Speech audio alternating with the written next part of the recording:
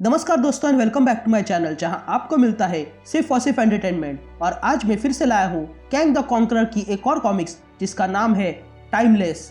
दोस्तों ये कॉमिक्स काफ़ी अलग है और हमें इस कॉमिक्स में कैंग के बारे में काफ़ी कुछ पता चलेगा और साथ ही मार्वल कॉमिक्स के फ्यूचर के बारे में पता चल जाएगा।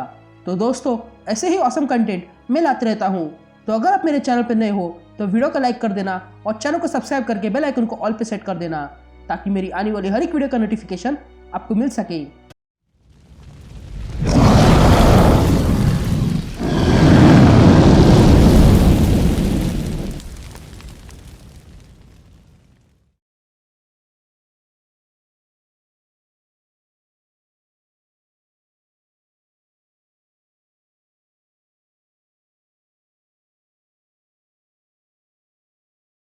तो कहानी की शुरुआत में हम कैंग को देखते हैं जो बहुत ही पुराने समय में है और वहाँ वो हंटिंग कर रहा था। और तब हमें एक आदमी की आवाज़ सुनाई देती है जो कहता है कि ये वो पल नहीं था जब मैं कॉन्करर से मिला था, पर ये वो समय था जब मैं कैंग को समझने लगा था। तभी हमें वहाँ उस समय के लोग दिखाई देते हैं जो कैंग की फाइट देख रहे थे, लेकिन उसमें एक और आदमी था जो फ्यूचर से आया हुआ था और वो भी कैंग की लड़ाई देख रहा था। तभी वो आदमी कहता है कि मेरा नाम है एंटलो पेट्रोव और मैं राइटर हूँ और लोमोनोसो मॉस्को स्टेट यूनिवर्सिटी में सुपर ह्यूमन स्टडीज़ पर लेक्चर देता हूँ। और अब मैं नेथलिन रिचर्ड्स के साथ हूँ जो कैंग द कॉन्करर के नाम से जाना जाता है। यह समय आज से 1500 साल पहले का है जो एज आइस एज का था। तब कैंग उस मेमोथ पे अटैक कर देता है। फिर सीन शिफ्ट होती है और हम पेट्रो को देखते हैं जो अपने समय में एक किताब पढ़ रहा था और तब हमें उसकी आवाज़ सुनाई देती है जो कहता है कि मैंने कैंग के साथ सदियां बिताई है और उसने मुझे इंसानों का इतिहास दिखाया था, लेकिन इतना देखने के बाद मुझे पता चला कि मैंने तो सिर्फ एक हफ्ता ही बिताया था। तभी वहाँ कैंग आ जाता है और पेट्रो से कहता है कि मुझे बताओ कि क्या वो तुम ही थे जिसने लिखा था कि आधुनिक सुपर ह्यूमन्स में कोई ऐसा नहीं है जो मेरे टक्कर का है। ये 21st सेंचुरी को आकार देने के लिए काफ़ी हीरोज है, लेकिन विलन्स ने भी इसमें योगदान दिया है, खास करके डूम। ये सुनते ही पेट्रो चौंक जाता है और कैंग से पूछता है कि तुम्हें ये कैसे पता? ये बातें मैंने अपने नोट्स में लिखी थी जो आगे जाके मैं किताब में छपवाने वाला था। जिस पर कैंग कहता है हाँ तुम ये करोगे और ये तुम्हारी किताब पब्लिश होगी और कामयाब होगी, जिसके कारण डॉक्टर डूम तुम्हें इन्विटेशन देगा क्योंकि वो एक ऐसा शख्स है जो कभी खुद को किसी और से कमज़ोर नहीं समझता है और तुमने तो उसके मुंह पर तमाचा मारा है। जिस पर पेट्रो कहता है कि क्या तुम मुझे मारने आए हो? जिस पर कैंग कहता है कि नहीं, मैं तुम्हें एक ऑफ़र देने आया हूँ जो किसी को नहीं मिला है। मैं यहाँ तुम्हारा माइंड बदलने आया हूँ। फिर हम कैंग को देखते हैं जो मेमोथ से लड़ाई कर रहा था।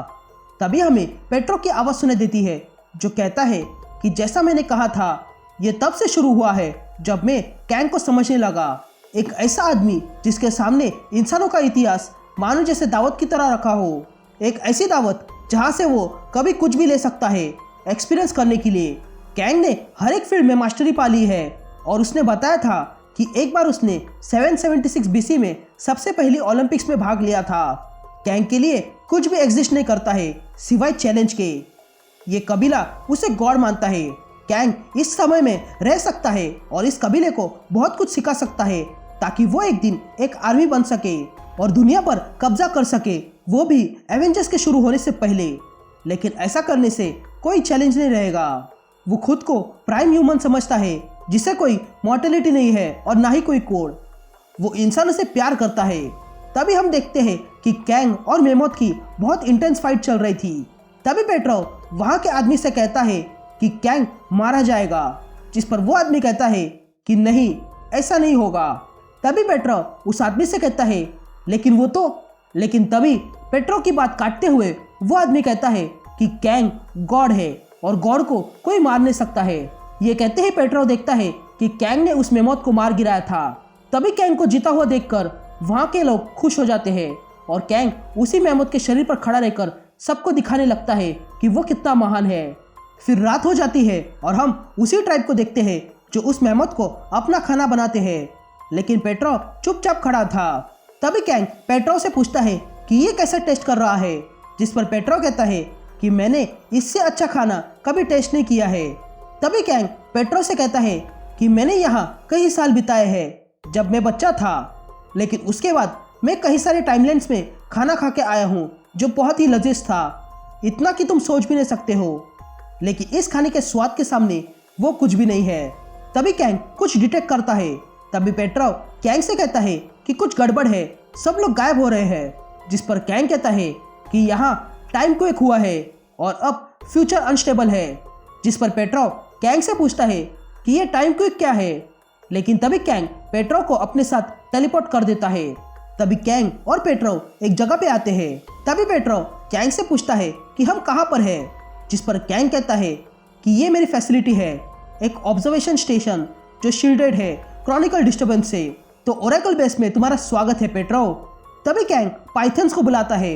ये पाइथन्स असल में लोग हैं जो बिना सवाल किए कैंग के लिए काम करते हैं। तभी पेट्रोव कैंग से पूछता है कि ये जो अब हो रहा है वो शायद रेकनिंग वॉर है जिसके बारे में तुमने मुझे बताया था। लेकिन कैंग कहता है कि नहीं, ये जजमेंट डे हो सकता है जहाँ पर इटर्नल्स बहुत पावरफुल है। तभी एक पाइथन कैंग के पास आता है और कहता है कि मैं आपकी क्या मदद कर सकता हूँ। जिस पर कैंग उस पाइथन से कहता है कि टाइमलाइन में जो कुछ हो रहा है वो मुझे दिखाओ।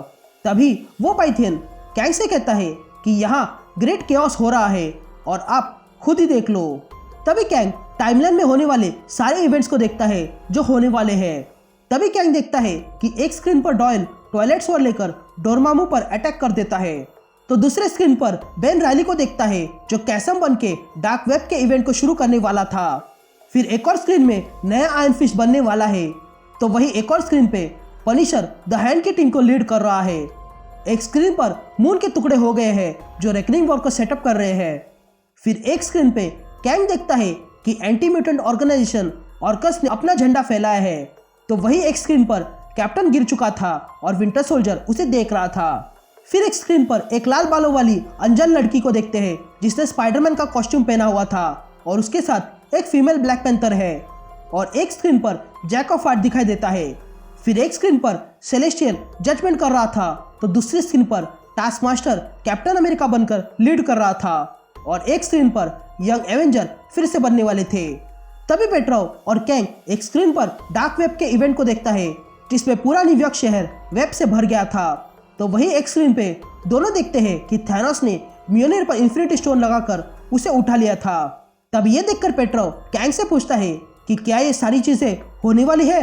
जिस पर कैंग पेट्रोव से कहता है कि हम टाइम के बाहर है और ये सारी चीजें जब होने वाली है तब होके ही रहेगी, लेकिन कुछ चीजें होनी नहीं चाहिए और कुछ अलग ही दिशा में जा रही है और मैंने ये सोचा नहीं था, और जो कोई भी ये छेड़छाड़ कर रहा है उसका इफेक्ट टाइमलाइन पे भी होगा। तभी कैंग अपने पाइथन से कहता है कि इसका पता करो। तभी वे पाइथन्स कुछ देखते हैं और कैंग से कहते हैं कि यहाँ एक अलग टाइमलाइन बन रही है। ये सुनते ही कैंग चौंक जाता है। तभी वे पाइथन कैंग से कहते हैं कि ये टाइमलाइन को 20208 मेटिकोर ग्रीन नाम दिया गया है जो इमोटस ने बनाई थी 7 साल पहले। तभी कैंग स्क्रीन पे इमोटस को देखता है। तभी ये देखकर पेट्रोव कैंग से पूछता है कि ये आदमी कौन है। तभी कैंग पेट्रोव की बात इग्नोर करते हुए कहता है कि इमोटस ने ये टाइमलाइन बनाई थी, लेकिन ये एक ऐसी टाइमलाइन है जो आगे जाके खत्म होने वाली थी, लेकिन ये टाइमलाइन अभी तक चल रही है, जिसका मतलब है कि कोई और है जो इस टाइमलाइन को चला रहा है, वो भी अपने विल पर। जिस पर पेट्रोव पूछता है कि ऐसा कौन कर सकता है। जिस पर कैंग कहता है कि ये जो कोई भी है वो ये टाइमलाइन को वापस लाना चाहता है और वो बहुत होशियार है और वो इस टाइमलाइन को मेन टाइमलाइन से जोड़ना चाहता है और करंटली ये टाइमलाइन एक पायरेट टाइमलाइन है। तभी पेट्रोव कैंग से पूछता है कि क्या हम ये होने दे सकते हैं। जिस पर कैंग पेट्रोव से कहता है कि हम ये पायरेट टाइमलाइन को मेन टाइमलाइन से मिक्स होने नहीं दे सकते हैं, क्योंकि अगर ऐसा हुआ तो नतीजे बहुत बुरे होंगे और खासकर मैं ये होना नहीं चाहता हूँ, और इसीलिए मुझे ये पायरेट टाइमलाइन को ख़त्म करना होगा और साथ ही मुझे वो आदमी को जानना होगा जो ये सब कुछ कर रहा है। और मैं जानता हूँ कि ऐसी हरकत सिर्फ एक आदमी कर सकता है और वो कोई और नहीं, डूम है। लेकिन तभी वहाँ अलार्म बजने लगते हैं और वहाँ पर ब्लास्ट हो जाता है और वहाँ पर डेथलॉक्स आ जाते हैं और वे लोग कैंग पे अटैक कर देते हैं, लेकिन कैंग उन सबको ठिकाने लगा देता है। तभी पाइथियंस कैंग से कहते हैं कि यहाँ पर और भी डेथलॉक्स आ रहे हैं। ये सुनते ही कैंग कहता है कि मैं जानता हूँ कि ये हरकत एवेंजर्स प्राइम की है, लेकिन मैं उससे बाद में डील करूंगा। ये कहते ही कैंग पेट्रो को अपने साथ ले जाता है। तभी कैंग और पेट्रो पायरेट टाइमलाइन पे आ जाते हैं, जहाँ पर कैंग की शिप नीचे गिर चुकी थी और सेलेस्टियल भी मर चुके थे। तभी कैंग पेट्रो से कहता है कि ये डोमेसल है, जो मेरी पुरानी शिप थी। मैं सोच रहा हूँ कि ये समय के कैंग के साथ क्या हुआ होगा। तभी पेट्रो कैंग से पूछता है कि ऐसा भी हो सकता है कि तुमने ही इस टाइमलाइन को जिंदा रखा हो, जिस पर कैंग कहता है नहीं, ये मेरा नेचर नहीं है और मैं यकीन से कह सकता हूँ कि ये डूम ने ही किया है। जिस पर पेट्रो कैंग से पूछता है कि अगर डूम के पास इतनी पावर्स है कि वो रियलिटी को बांध सकता है, तो तुम उससे चैलेंज कैसे कर सकते हो। जिस पर कैंग कहता है कि इसीलिए तो मैंने तुम्हें बुलाया है, ताकि मैं तुम्हें दिखा सकूं कि डूम डूम है और कैंग कैंग है, और कैंग हमेशा डूम से बेहतर है। ये कहते ही दोनों अंदर आ जाते हैं और कैंग दरवाजा खोलता है और देखता है कि अंदर डूम बैठा हुआ था। तभी कैंग डूम को देखता है और कहता है कि तुम्हें मारने में मुझे मजा आएगा। तभी हमें डूम की आंखें दिखाई देती है जो चमक रही थी। तभी कैंग अपनी गन निकालता है और डूम पर अटैक करने के लिए आगे बढ़ता है, लेकिन तभी डूम अपना मास्क निकालता है और कैंग से कहता है कि अगर तुम मुझे मारने आए हो तो ये जान लो कि कैंग ही था जिसे मैंने पहले मारा था। तभी डूम को देखकर कैंग पहचान लेता है कि वो कोई और नहीं बल्कि रीड रिचर्ड्स है। तभी रीड कैंग से कहता है हाँ, ये मैं ही हूँ। हम नहीं जानते हैं कि इस दुनिया के साथ क्या हो रहा है, इसलिए हम हीरोज इसे रोकने आ गए, लेकिन सब के सब मारे गए। लेकिन ये दुनिया चलती रही, लेकिन मैंने हार नहीं मानी और मैं कुछ भी करना चाहता था इस दुनिया को बचाने के लिए। इसीलिए मैंने अपनी आंखों को टाइम स्टोन और रियलिटी स्टोन से बदल दिया और सारी टाइमलाइन को अपने हिसाब से चलाने लगा। मैंने सेलेस्टियल का खून पिया ताकि उनकी पावर मिल सके, और मैंने उस हर एक शख्स को मार डाला जो मेरे सामने खड़े हुए। मेरा मकसद तो सिर्फ टाइमलाइन को बचाना था। ये कहते ही रीड फिर से मास्क पहन लेता है। तभी कैंग डूम पे अटैक करता है और कहता है कि तुम कितने समय से यहाँ काम कर रहे हो। जिस पर डूम कहता है कि ये मायने नहीं रखता है। तभी कैंग अपने कई सारे रूप बनाता है और डूम पे अटैक करता है, लेकिन डूम कैंग पर भारी पड़ रहा था। यह सारी घटना पेट्रो छुप कर देख रहा था। तभी कैंग डूम पे अपनी स्वॉर्ड से अटैक कर देता है, लेकिन डूम को लगते ही वो स्वॉर्ड के टुकड़े हो जाते हैं। तभी डूम कैंग को उठाकर फेंक देता है। तभी डूम कैंग से कहता है कि चलो ये खत्म करते हैं। ये कहते ही डूम कुछ करने लगता है, लेकिन तभी कैंग एक और वेपन उठाता है। तभी डूम कैंग से कहता है कि तुमने गलत चुनाव किया। तुम यहाँ मुझे मारने आए पूरी तैयारी से, लेकिन यहाँ तुम्हें बहुत कुछ मिला। मैं हमेशा से विक्टर से बहुत तेज था और ये हालत बताते हैं कि मैं बहुत बेरहम हूँ। सेलेस्टियल का खून मेरी रगों में है। ये दुनिया भले ही खत्म हो जाए, लेकिन मैं हमेशा गॉड ही रहूंगा। तभी डूम कैंग का गला पकड़ता है और कहता है कि कोई आखिरी ख्वाहिश। जिस पर कैंग डूम से कहता है कि मैं हमेशा से जानता था कि तुम यही रास्ता अपनाओगे, लेकिन मैं तुम्हें एज गॉड नहीं मारूंगा क्योंकि तुम इसके लायक नहीं हो। जिस पर डूम कैंग का गला दबाने लगता है और कहता है नहीं, मैं तुम्हें मारूंगा एज अ मैन, क्योंकि मैं तुमसे बेहतर हूँ। यह कहते ही डूम कैंग का गला जोर से दबा देता है और कैंग लगभग खत्म होने वाला ही था कि तभी डूम जोर से चिल्लाता है। तब हम देखते हैं कि पेट्रो ने पीछे से आकर डूम के सीने में भाला घुसा दिया था, जिसके कारण दोनों की मौत हो चुकी थी। तभी कैंग पेट्रो से पूछता है कि तुमने कॉन्करर की मदद की है, क्या तुम जानते हो इसका मतलब क्या है। जिस पर पेट्रो कहता है कि मैं जानता हूँ कि तुम मुझे मार डालोगे। जिस पर कैंग पूछता है कि अगर तुम जानते हो तो तुमने ऐसा क्यों किया। जिस पर पेट्रो कहता है कि अगर डूम ने तुम्हें मार दिया होता तो मैं भी मारा जाता और मेरी टाइमलाइन खतरे में पड़ जाती, लेकिन तुम क्या जानोगे कि इंसानियत क्या होती है।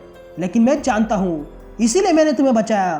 तभी कैंग हंसने लगता है और कहता है कि तुम्हारा बस यही तक साथ था, अब मैं तुम्हें वापस तुम्हारे टाइम में भेज देता हूँ।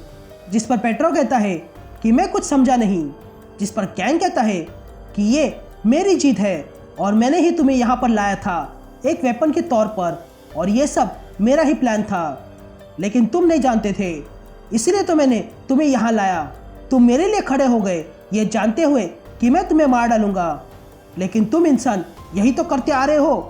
लेकिन अगर तुमने फिर से अपनी किताब में लिख दिया कि डूम मुझसे बेहतर है, तो मैं वापस आऊँगा तुम्हें मारने के लिए। तभी हम पेट्रो को देखते हैं जो अपनी किताब तैयार करता है और सोचने लगता है कि कैंग ने ये सब कुछ जानबूझ के किया था? और उन टाइमलाइंस का क्या हुआ? और ये लोगो मेरे दिमाग में क्या कर रहा है? और तब हम देखते हैं कि उस किताब में मिरेकल मैन का लोगो बनाया गया था। और इसी के साथ ये कहानी यही खत्म हो जाती है।